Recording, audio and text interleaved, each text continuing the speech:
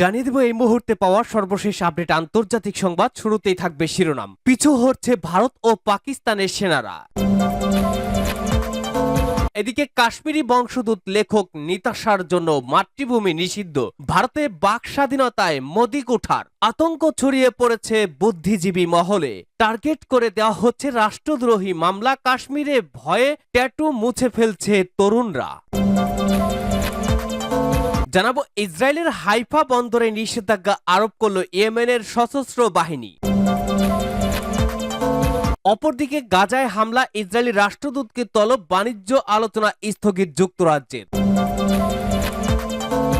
জানিয়ে দেব আমরা গাজার মানুষকে অনাহারে থাকতে দিতে পারি না বললেন ব্রিটিশ প্রধানমন্ত্রী।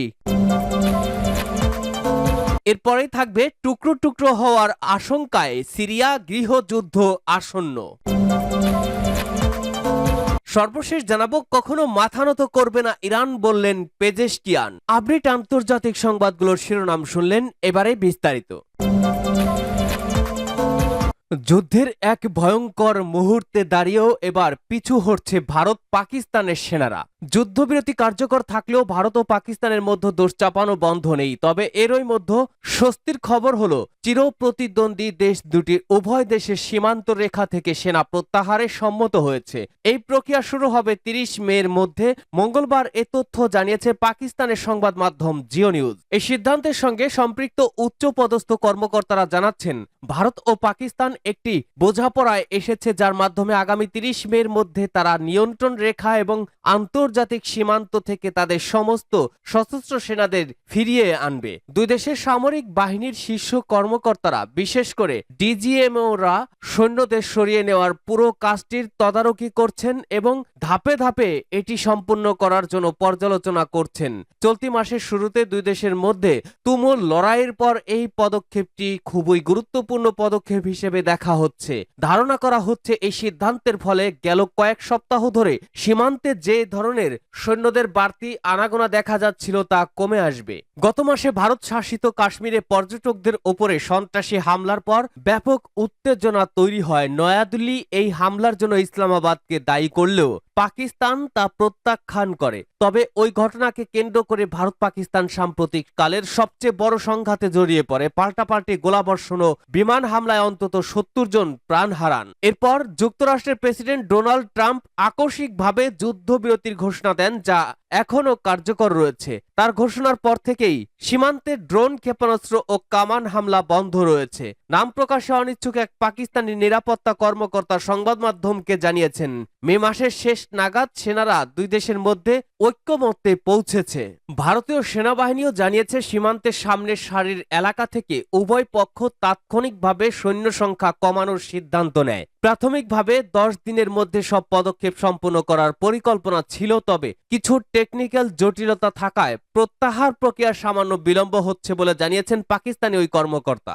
কাশ্মীরি বংশোদ্ভূত লেখক নিতাশার জন্য মাতৃভূমি নিষিদ্ধ। ভারতে বাক স্বাধীনতায় মোদি কুঠার। আতঙ্ক ছড়িয়ে পড়েছে বুদ্ধিজীবী মহলে। টার্গেট করে দেওয়া হচ্ছে রাষ্ট্রদ্রোহী মামলা। কাশ্মীরে ভয়ে ট্যাটু মুছে ফেলছে তরুণরা। কাশ্মীরে হামলায় সামরিক যুদ্ধের পর ভারত পাকিস্তান উত্তেজনা কমলেও এখনো ঘটনার রেশ কাটেনি। কাশ্মীর ইস্যুতে যেই মুখ খুলছে তার কপালেই জুড়ছে দেশটির উগ্র হিন্দুত্ববাদী প্রধানমন্ত্রী নরেন্দ্র মোদী সরকারের কুঠারাঘাত। রোষানলে পড়ছেন ক্ষমতাসীন বিজেপির কট্টর নেতাকর্মীদের। মত প্রকাশ করতে পারছেন না লেখক, বুদ্ধিজীবী, শিক্ষাবিদরা।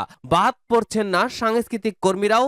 152, 196 ও 353 ধারায় দেওয়া হচ্ছে রাষ্ট্রদ্রোহী মামলা। সব মিলিয়ে ভারতের বাক স্বাধীনতার শেকড়ের রীতিমতো কুড়াল মারছেন ক্ষমতাসীন মোদী সরকার। আল জাজিরা ও এনডিটিভির রিপোর্ট, গত কয়েকদিনে দেশটিতে রাষ্ট্রবিরোধী কথা বলার অভিযোগে একাধিক শিক্ষাবিদ বা সাংস্কৃতিক কর্মীর বিরুদ্ধে শক্ত পদক্ষেপ নিয়েছে সরকার। আর এতে আতঙ্ক ছড়িয়ে পড়েছে দেশটির বুদ্ধিজীবী মহলে। সামাজিক যোগাযোগ মাধ্যমে কিছু প্রশ্ন তোলায় রোববার আলী খান মাহমুদাবাদ নামের একজন শিক্ষাবিদকে গ্রেপ্তার করা হয়েছে। একই সঙ্গে মহারাষ্ট্রের নাগপুরে একদল সাংস্কৃতিক কর্মীর বিরুদ্ধে দেশদ্রোহ মামলা হয়েছে। তাদের অপরাধ, স্থানীয় এক অনুষ্ঠানে পাকিস্তানের জন্মগ্রহণকারী উপমহাদেশের বিশিষ্ট কবি ফয়েজ আহমেদ ফয়েজের একটি গান গেয়েছিলেন। যে গানটি তারা গেয়েছিলেন সেটি হলো হাম দেখেঙ্গে লাজিম হে কি হাম ভি দেখেঙ্গে, অর্থাৎ আমরাও দেখব কাজটা সঠিক হচ্ছে কিনা।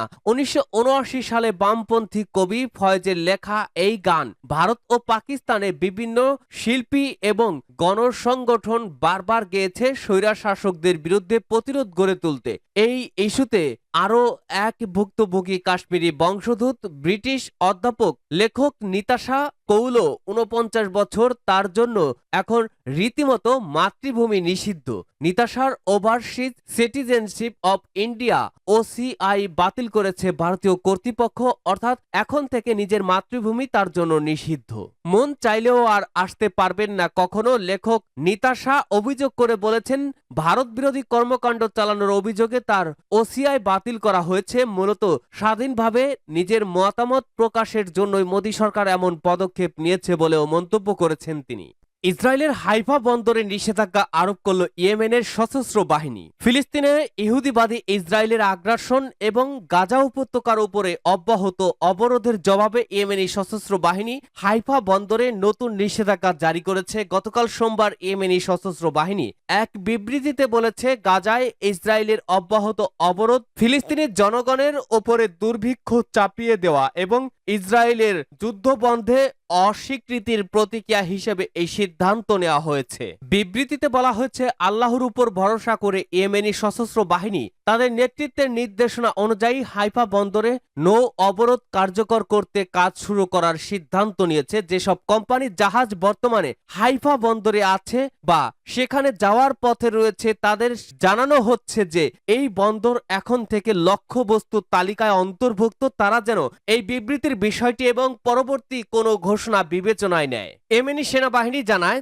এর আগেও তারা ইসরায়েলের উম্ম আল রাশ ইলাত বন্দরে কার্যকর অবরোধ আরোপ করে সেটিকে অচল করে দিয়েছে। বিবৃতিতে আরও বলা হয়, নিপীড়িত ফিলিস্তিনি জনগণ ও তাদের প্রতিরোধের সমর্থনে ইয়েমেনি বাহিনী বাড়তি ব্যবস্থা নিতে কনিষ্ঠ হবে না। ইয়েমেনি সামরিক বাহিনী জোর দিয়ে বলে, গাজায় যে ধরনের অবরোধ শেষ হলেই ইসরায়েলি শত্রুর বিরুদ্ধে ইয়েমেনি সশস্ত্র বাহিনীর সকল ব্যবস্থা, বিমান, নৌ চলাচলে নিষেধাজ্ঞা সহ সবকিছুই শেষ হয়ে যাবে। এর আগে ইয়েমেনের এক উচ্চপদস্থ কর্মকর্তা আন্তর্জাতিক বাণিজ্যিক এয়ারলাইন্সগুলোকে ইসরায়েল অধিকৃত অঞ্চলের বেনগুরিয়ন বিমানবন্দরের ফ্লাইট পুনরায় চালু করার বিষয়ে সতর্ক করে দিয়েছেন। লেবাননের আল মায়াদিন চ্যানেলকে সাক্ষাৎকারে বলা হয়, আন্তর্জাতিক বিমান সংস্থাগুলোকে সতর্ক করে বলা হয়েছে, ইসরায়েল অধিকৃত বেনগুরিয়ন আন্তর্জাতিক বিমানবন্দরে পুনরায় ফ্লাইট চালু না করার জন্য। যেসব এয়ারলাইন্স ইসরায়েলের বিমানবন্দরে ফ্লাইট পুনরায় চালুর পরিকল্পনা করছে তারা যেন গন্তব্য পরিবর্তন করে এবং ইয়েমেনি বাহিনীর সতর্ক বার্তা গুরুত্বের সঙ্গে বিবেচনা করে। ইয়েমেনের উপতথ্যমন্ত্রী নাসির উদ্দিন আমের গতকাল সতর্ক করে বলেছিলেন, ইয়েমেনি সশস্ত্র বাহিনী আগামী ঘণ্টাগুলোতে বেনগুরিয়ন ও ইসরায়েলের অধিকৃত অন্যান্য বিমানবন্দরে বিমান হামলা চালাবে। গাজায় হামলা, ইসরায়েলের রাষ্ট্রদূতকে তলব, বাণিজ্য আলোচনা স্থগিত যুক্তরাজ্যের। গাজায় ইসরায়েলের চলমান সামরিক হামলার প্রতিবাদে ইসরায়েলের সঙ্গে বাণিজ্য আলোচনা স্থগিত করেছে যুক্তরাজ্য। স্থানীয় সময় মঙ্গলবার ব্রিটিশ পার্লামেন্টের হাউস অব কমন্সে বিষয়টি নিশ্চিত করেন যুক্তরাজ্যের পররাষ্ট্রমন্ত্রী ডেভিড লামি। তিনি জানান, ইসরায়েলের সঙ্গে নতুন মুক্ত বাণিজ্য চুক্তির আলোচনা স্থগিত করা হয়েছে এবং দেশটির রাষ্ট্রদূতকে তলব করা হয়েছে। ডেভিড লামি বলেন, আমরা 2030 দ্বিপাক্ষিক সম্পর্ক রোডম্যাপের আওতায় সহযোগিতার বিষয়টি পর্যালোচনা করব। নেতানিয়াহুর সরকারের কার্যকলাপ আমাদের এই সিদ্ধান্ত নিতে বাধ্য করেছে। তিনি জানান, ইসরায়েলের রাষ্ট্রদূতকে ফরেন অফিসে ডেকে জানানো হয়েছে, গাজায় মানবিক ত্রাণ সরবরাহে বাধা দেওয়া অবস্থানযোগ্য নয়। তার ভাষায়, গাজা পরিস্থিতি এখন অন্ধকারের একটি নতুন ধাপে পৌঁছেছে। পররাষ্ট্রমন্ত্রী লামি বলেন, গাজায় ত্রাণ পাঠানো কঠিন হয়ে পড়েছে। মঙ্গলবার মাত্র 10টিরও কম ত্রাণবাহী ট্রাক সেখানে প্রবেশ করতে পেরেছে। এটি অত্যন্ত জঘন্য কাজ। হাউস অব কমন্সে ব্রিফিংয়ে ডেভিড লামি আরো বলেন, আজ আমরা পশ্চিম তীরে বসতি স্থাপনকারী 3 ব্যক্তি ও 4টি প্রতিষ্ঠানের উপরে নিষেধাজ্ঞা দিয়েছি। তারা নৃশংসভাবে মানবাধিকার লঙ্ঘন করছে। যুক্তরাজ্য এসব অপরাধের বিরুদ্ধে কঠোর পদক্ষেপ নিচ্ছে। তিনি বলেন, বিশ্ববাসীর চোখ ইসরায়েলের ভাবমূর্তি ক্ষুণ্ণ হচ্ছে। আমাদের কূটনৈতিক প্রচেষ্টা সত্ত্বেও নেতানিয়াহু সরকার অমানবিক কর্মকাণ্ড ও উস্কানিমূলক কথাবার্তা বন্ধ করেনি। ইসরায়েলের জনগণের উদ্দেশ্যে যুক্তরাজ্যের পররাষ্ট্রমন্ত্রী বলেন, এই যুদ্ধ আপনাদের সরকারের কারণে আপনাদের সঙ্গে সম্পর্ক নষ্ট করছে। নেতানিয়াহু এখনই অবরোধ প্রত্যাহার করুন এবং ত্রাণ প্রবেশে বাধা দেবেন না। এদিকে যুক্তরাজ্যের সিদ্ধান্তের প্রতিক্রিয়া জানিয়েছে ইসরায়েল। দেশটির পররাষ্ট্র মন্ত্রণালয়ের মুখপাত্র ওরেন মার্মোরস্টাইন সামাজিক যোগাযোগ মাধ্যম এক্সে দেওয়া বার্তায় বলেন, বাইরের কোনো চাপ আমাদের শত্রুদের বিরুদ্ধে লড়াই এবং অস্তিত্ব রক্ষার পথ থেকে সরাতে পারবে না। তিনি আরো বলেন, ডেভিড লামির বক্তব্যের আগেই উক্ত আলোচনা কার্যত অগ্রসর হচ্ছিল না। যুক্তরাজ্য যদি অভ্যন্তরীণ রাজনীতির কারণে ইসরায়েল বিরোধী অবস্থান নেয় তবে তা তাদের নিজস্ব অর্থনৈতিক ক্ষতির কারণ হবে। আমরা গাজার মানুষকে অনাহারে থাকতে দিতে পারি না, বললেন ব্রিটিশ প্রধানমন্ত্রী। যুক্তরাজ্যের প্রধানমন্ত্রী কায়ার স্টারমার বলেছেন, বোমা হামলার শিকার নিষ্পাপ শিশুদের দুর্ভোগের মাত্রা সম্পূর্ণ অসহনীয়। আমরা গাজার মানুষকে অনাহারে থাকতে দিতে পারি না। মঙ্গলবার 20 মে হাউস অব কমন্সে ইইউ এর সাথে ইউকের পণ্য স্থাপন চুক্তি নিয়ে বক্তব্য প্রদানের সময় একথা বলেন খবর আনাদোলুর। ইসরায়েলি সরকারের সাম্প্রতিক ঘোষণা তারা গাজায় কেবলমাত্র একটি নির্দিষ্ট পরিমাণ সাহায্যের অনুমতি দেবে। সেই সম্পর্কে স্টারমার বলেন, এটি সম্পূর্ণ এবং সম্পূর্ণরূপে অপর্যাপ্ত।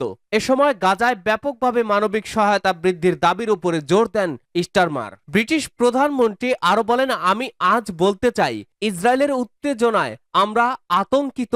আমরা গাজার জনগণকে কোনোভাবেই অনাহারে থাকতে দিতে পারি না। গাজা উপত্যকায় নতুন করে নৃশংসতার কারণে এরই মধ্যে দেশটির সঙ্গে বাণিজ্য আলোচনা স্থগিত করেছে যুক্তরাজ্য। মঙ্গলবার 20 মে এই ঘোষণা দেন ব্রিটিশ পররাষ্ট্রমন্ত্রী ডেভিড লামি। ইতিমধ্যে যুদ্ধ বন্ধ ও মানবিক বিপর্যয় রোধে আন্তর্জাতিক বিভিন্ন মহল থেকে যুদ্ধবিরতির আহ্বানকে তোয়াক্কা করছে না ইসরায়েল, বরং অভিযান আরও জোরদার করে গাজা নিয়ন্ত্রণ নেওয়ার ঘোষণা দিয়েছেন ইসরায়েলের প্রধানমন্ত্রী। টুকরো টুকরো হওয়ার শঙ্কায় সিরিয়া, গৃহযুদ্ধ আসন্ন। সিরিয়া নিয়ে ভয়ঙ্কর সতর্ক বার্তা দিয়েছে যুক্তরাষ্ট্র। দেশটির পররাষ্ট্রমন্ত্রী মার্কো রুবিও বলেন, কয়েক সপ্তাহের মধ্যে সিরিয়া সম্ভাব্য ধস এবং ব্যাপক গৃহযুদ্ধের মুখোমুখি হতে পারে। বুধবার 21 মে বিবিসির এক প্রতিবেদনে এ তথ্য জানানো হয়। মার্কো রুবিও সিরিয়ায় অন্তর্বর্তীকালীন কর্তৃপক্ষকে সমর্থনের আহ্বান জানান। তিনি বলেন, আমরা যদি তাদের অন্তর্বর্তীকালীন কর্তৃপক্ষের সঙ্গে যোগাযোগ না করি তবে সফলতার সম্ভাবনা শূন্য।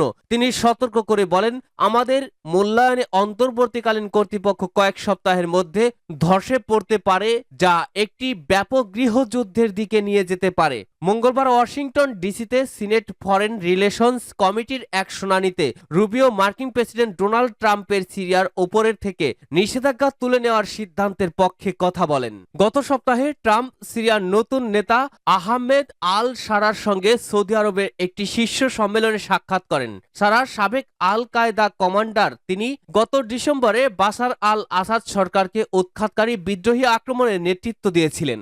রুবিও ব্যাখ্যা করেন, ট্রাম্পের যুক্তি ছিল যে অন্যান্য দেশ সারার প্রশাসনকে সাহায্য করতে এবং ত্রাণ পাঠাতে চায়, কিন্তু নিষেধাজ্ঞার ভয়ে তারা এগোতে পারছেন না। তিনি বলেন, অঞ্চলের দেশগুলো ত্রাণ পাঠাতে চায়, সাহায্য করতে চায়, কিন্তু তারা আমাদের নিষেধাজ্ঞার কারণে ভয় পাচ্ছে। সিরিয়ার 13 বছর ধ্বংসাত্মক গৃহযুদ্ধের সময় আসাদের অনুগত বাহিনী দ্বারা সংগঠিত নৃশংসতার জবাবে যুক্তরাষ্ট্র সিরিয়ার ওপরে নিষেধাজ্ঞা আরোপ করেছিল। এই যুদ্ধে 6 লাখেরও বেশি মানুষ নিহত এবং 12 মিলিয়ন মানুষ বাস্তুচ্যুত হয়েছে। মার্কিন পররাষ্ট্র দপ্তর পূর্বে ধর্মীয় এবং জাতিগত সংখ্যালঘুদের সুরক্ষার বেশ কিছু শর্ত পূরণের দাবি জানিয়েছিল। যদিও সারা এই শর্তগুলো পূরণের প্রতিশ্রুতি দিয়েছে। সাম্প্রতিক মাসগুলোতে সিরিয়ায় 2টি মারাত্মক সাম্প্রতিক সহিংসতার ঘটনা ঘটেছে। মার্চ মাসে পশ্চিম উপকূলীয় অঞ্চলে প্রায় 900 বেসামরিক মানুষ, প্রধানত আসাদের আউলাইদ সম্প্রদায়ের সদস্যরা সরকারপন্থী বাহিনীর হাতে নিহত হয়েছে। এছাড়া মে মাসে শুরুতে দামেস্কে 2টি উপশহর এবং দক্ষিণের সোয়াইদা প্রদেশে দ্রুজ ধর্মীয় সংখ্যালঘু নতুন নিরাপত্তা বাহিনী এবং সুন্নি ইসলামপন্থী যোদ্ধাদের মধ্যে সংঘর্ষে 100 জনেরও বেশি মানুষ নিহত হয়েছে। কখনো মাথা নত করবে না ইরান, বললেন মাসুদ পেজেশকিয়ান। ব্যহিক চাপের কাছে কখনোই মাথা নত করবে না ইরান, এমন স্পষ্ট বার্তা দিয়েছেন দেশের প্রেসিডেন্ট মাসুদ পেজেশকিয়ান। একই সঙ্গে তিনি জানান, ইরানি জনগণ পরমাণু শক্তির শান্তিপূর্ণ ব্যবহারের সুফল থেকে কোনোভাবেই বঞ্চিত হবে না। সোমবার 19 মে ইরানের রাষ্ট্রীয় সংবাদ মাধ্যম ইরনা এক প্রতিবেদনে জানান, রাজধানী তেহরানে ইরাকের উপপ্রধানমন্ত্রী ও পররাষ্ট্রমন্ত্রী ফুয়াদ হোসেনের সঙ্গে এক দ্বিপাক্ষিক বৈঠকে এই মন্তব্য করেন পেজেশকিয়ান। বৈঠকে পেজেশকিয়ান বলেন, ইরানের পরমাণু প্রযুক্তি সম্পূর্ণভাবে শান্তিপূর্ণ উদ্দেশ্যে ব্যবহার করা হবে, বিশেষ করে স্বাস্থ্যসেবা, কৃষি, শিল্প খাতে। এ নিয়ে বাইরের কোনো শক্তির চাপ আমাদের অবস্থানকে বদলাতে পারবে না।